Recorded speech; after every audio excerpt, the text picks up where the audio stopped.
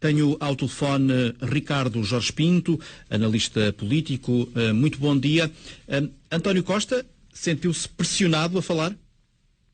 Certamente que sim. Há um clima dentro do Partido Socialista de pressão sobre o secretário-geral, em primeiro lugar porque há a sensação de que ele poderá não estar a ser tão interventivo como neste momento seria desejável para um líder da oposição que quer chegar ao poder numas eleições legislativas que já se percebeu vão ser muito competitivas. Em segundo lugar, porque há também entre os socialistas a percepção de que este pode ser um momento particularmente oportuno para cercar um primeiro-ministro que parece estar agora a ganhar novo fogo, com uma situação económica que dá alguns sinais de recuperação e que, numa entrevista recente ao Expresso, anunciou já que tem a ambição de conseguir uma maioria absoluta. Ora, a conjugação destes fatores faz com que, dentro do PS, haja a noção de que António Costa não pode estar durante muito tempo em silêncio, nem em relação àquilo que é o programa do Partido Socialista para o país, nem no que diz respeito àquilo que devem ser críticas que podem ser lançadas ao atual Primeiro-Ministro.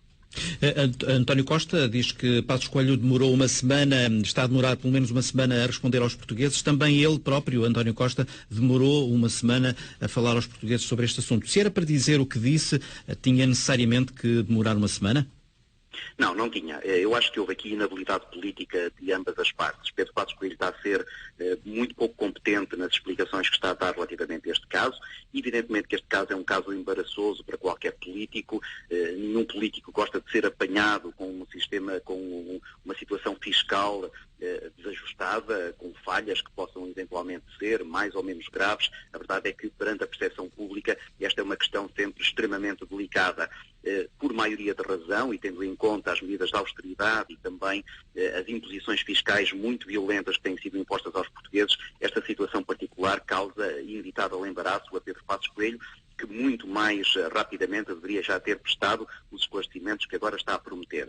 Do lado de António Costa, deveria ter havido esta declaração que ele hoje fez mais atempadamente. Isto é, ele desde o início que deveria ter dito que esta é uma situação em que Pedro Passos Coelho terá necessariamente que dar explicações, mas que só reagirá a este caso no momento em que conhecer cabalmente aquilo que é a situação pela voz do próprio Primeiro-Ministro. A declaração que António Costa hoje fez é uma declaração que, tivesse sido feita há alguns dias, lhe poderia ter evitado alguns embaraços mediáticos e também dado algum conforto dentro do seu partido. Faz sentido, como diz Manuel Alegre, confrontar o Primeiro-Ministro com o cenário de demissão?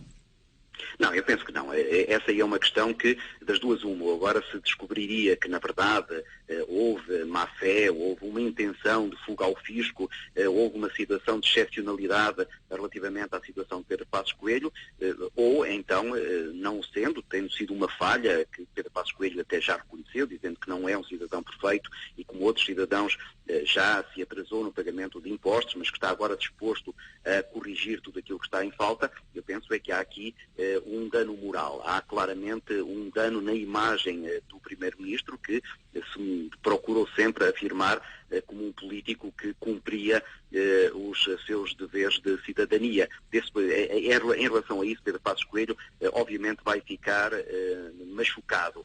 Não me parece que seja uma daquelas situações em que haja a necessidade de pedir a demissão do Primeiro-Ministro. Acho que isso faz muito mais sentido ou no quadro daquilo que é a luta política, isto é, considerando que ele não está a ser competente na gestão do bem público, ou então perante a descoberta de uma qualquer situação de tal forma gravosa que não lhe permitisse manter-se no cargo.